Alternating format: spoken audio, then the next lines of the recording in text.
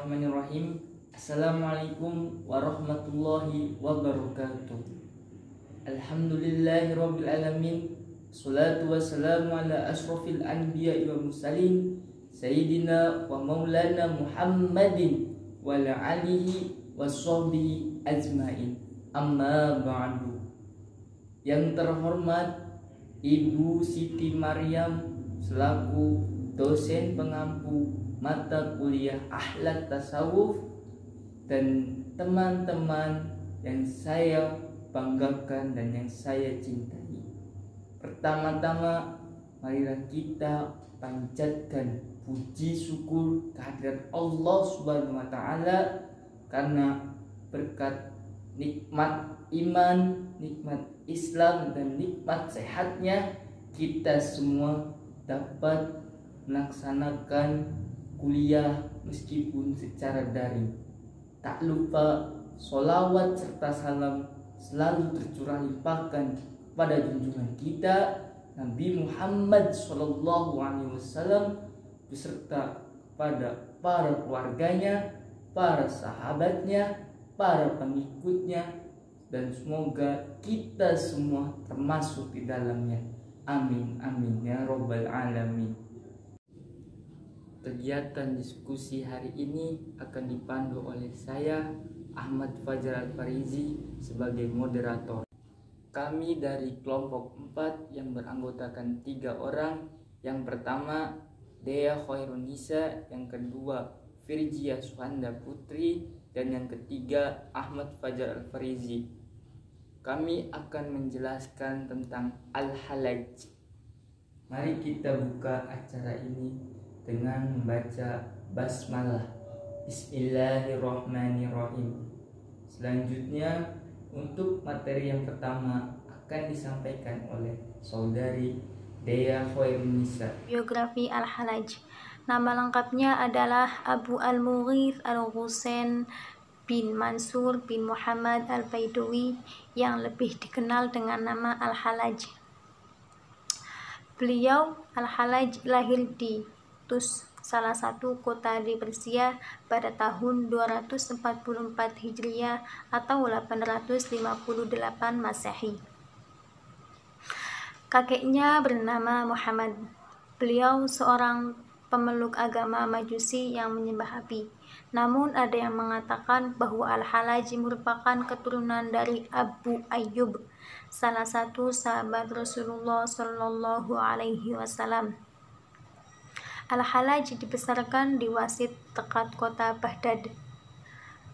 Pada usianya yang ke-16 tahun, Al-Halaj memutuskan untuk meninggalkan kota Wasit dan pergi ke kota Tustur untuk menimba ilmu kepada seorang tokoh sufi besar, yakni Sahal bin Abdullah At-Tusturi yang wafat pada tahun 896 Masehi atau 282 Hijriah di wilayah Ahwaz. Kurang lebih selama 2 tahun beliau menimba ilmu kepada ulama tersebut. Kemudian beliau melanjutkan ke kota Basrah kepada seorang tokoh yakni Amr al-Maki, dan setelah beliau menimba ilmu di Amr al-Maki, kemudian melanjutkan lagi menimba ilmu di kota Baghdad kepada seorang tokoh sufi besar pula yakni Al-Junaidi. Keinginan Al-Halaj selain ingin mempelajari ilmu kepada tokoh sufi besar dan terkenal, beliau juga pernah melaksanakan ibadah haji sebanyak 3 kali. Pada tahun 897, Al-Halaj memulai ibadah hajinya yang pertama, dan dikatakan pula bahwa pada tahun itu Al-Halaj memulai pemikirannya untuk menyatu dengan Tuhannya. Setelah itu, beliau mengajarkan kepada masyarakat Makkah untuk menyatu kepada Tuhannya. Akan tetapi, pendapat Al-Halaj atau ajaran Al-Halaj itu malah ditolak oleh kaum Makkah. Bahkan Al-Halaj dikatakan sebagai orang gila. dan diancam akan dibunuh oleh penguasa Makkah. Sebab ancaman tersebut, Al-Hallaj memutuskan untuk kembali lagi ke kota Baghdad. Di Baghdad, ia giat melaksanakan pengajian-pengajian dan pengikutnya pun bertambah banyak. Setelah 10 tahun lamanya Al-Hallaj di Baghdad, kemudian ia memutuskan untuk kembali ke Mekah dan melaksanakan ibadah haji. Setelah melaksanakan ibadah haji, kemudian Al-Hallaj kembali lagi ke Baghdad dan menyampaikan ajaran tentang kecintaan kepada Allah. Di dalam penyampaian tersebut, Al-Hallaj mengatakan bahwa dirinya ingin mati terhina di tangan kaumnya, sambil berkata, "Wahai kaumku, selamatkan aku dari Allah, karena sesungguhnya Allah telah menghalalkan darahku untukmu, maka bunuhlah aku."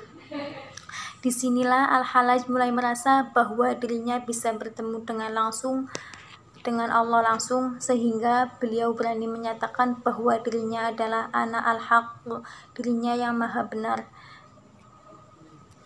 Kata-kata tersebut ternyata mengilhami masyarakat sehingga masyarakat menuntut khalifah. Akibat tuntutan tersebut, Al-Hallaj dianggap untuk bertanggung jawab sehingga Al-Hallaj dipenjarakan pada tahun 910 Masehi atau 297 Hijriah. Hallaj berhasil keluar dan bersembunyi di Khuzestan. Namun 3 tahun kemudian Al-Hallaj kembali ditangkap dan dihadapkan kepada Ali bin Isa, salah satu menteri di kota Baghdad. Kemudian Al-Hallaj langsung disidang keadilan dan dihadapkan kepada Ali bin Isa dan Hamid dengan tuduhan. Yang pertama, ajaran yang berlebihan sehingga menganggap dirinya sebagai Tuhan. Yang kedua, keyakinan tentang penyatuan dirinya dengan Tuhan. Yang ketiga, pendapat Al-Hallaj bahwa tidak wajib menunaikan ibadah haji.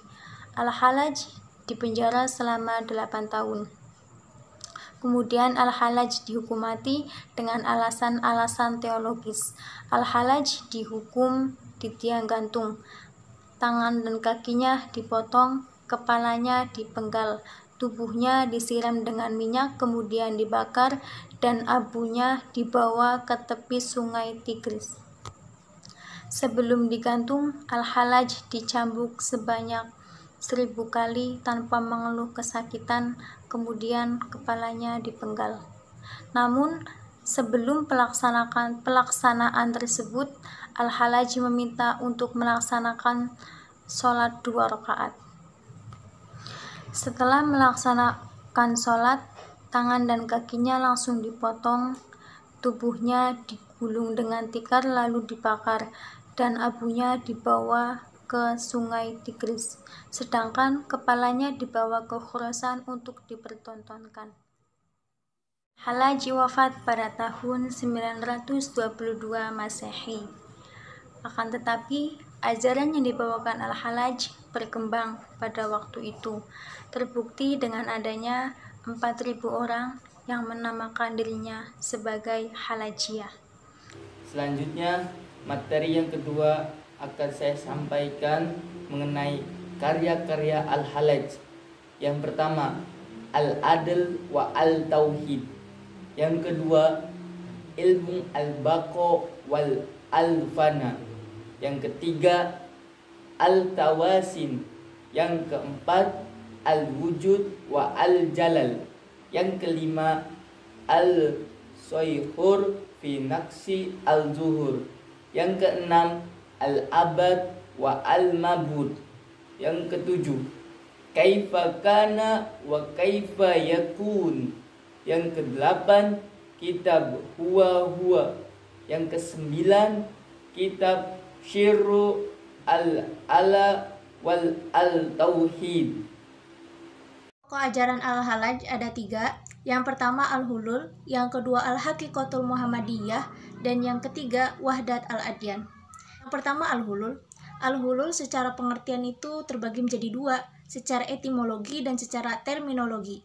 Secara etimologi, Al-Hulul ialah kata hulul, bentuk masdar dari fi'il halla yahillu, yang berarti bertempat di. Sedangkan menurut terminologi, hulul ialah suatu ajaran yang menyatakan bahwa Tuhan telah memilih tubuh-tubuh manusia tertentu untuk bersemayam di dalamnya dengan sifat-sifat ketuhanannya setelah sifat-sifat kemanusiaan yang ada di dalam tubuhnya dilenyapkan terlebih dahulu.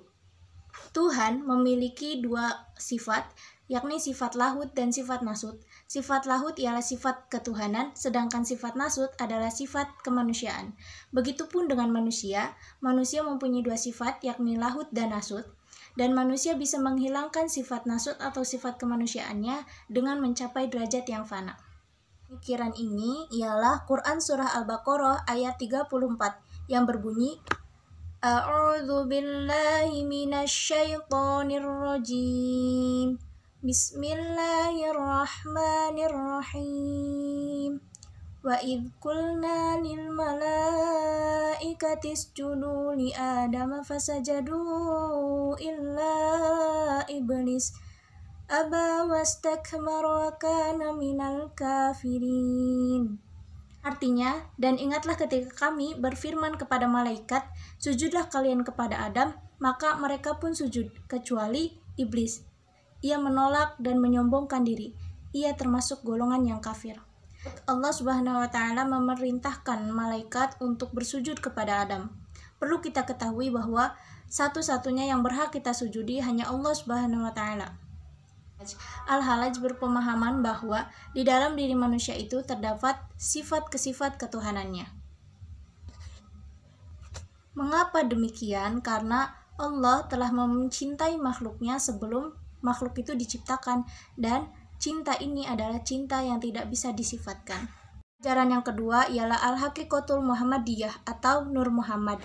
Ialah esensi Nabi yang diciptakan sebelum penciptaan alam berupa cahaya ajali yang telah ada sebelum segalanya ada dan menjadi landasan ilmu sastra ma'rifat. Yang ketiga adalah Wahdat al-Adyan atau kesatuan segala agama, ialah konsep kesatuan agama karena bersumber dari cahaya yang satu dengan perbedaannya hanya sekadar bentuk dan nama, sedangkan hakikat dan tujuannya yaitu sama, yakni mengabdi kepada Tuhan yang sama pula.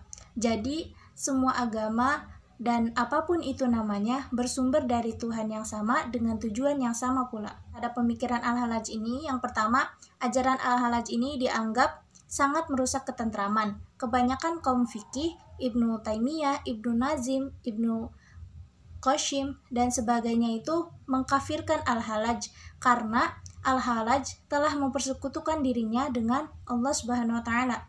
Dan karena hal inilah Al-Halaj dikenai hukuman mati. Yang kedua, menurut Imam Al-Ghazali. Menurut Imam Al-Ghazali, perkataan demikian muncul dari mulutnya karena rasa cinta beliau kepada Allah Subhanahu wa Ta'ala. Apabila rasanya sudah sangat mendalam, maka tidak dapat dipisahkan lagi antara dirinya dengan yang dicintainya. Yang ketiga, menurut Ad-Darimi, beliau tidak begitu menyalahkan Al-Halaj. Beliau mengatakan bahwa perkataan Al-Halaj masih bisa ditakwilkan.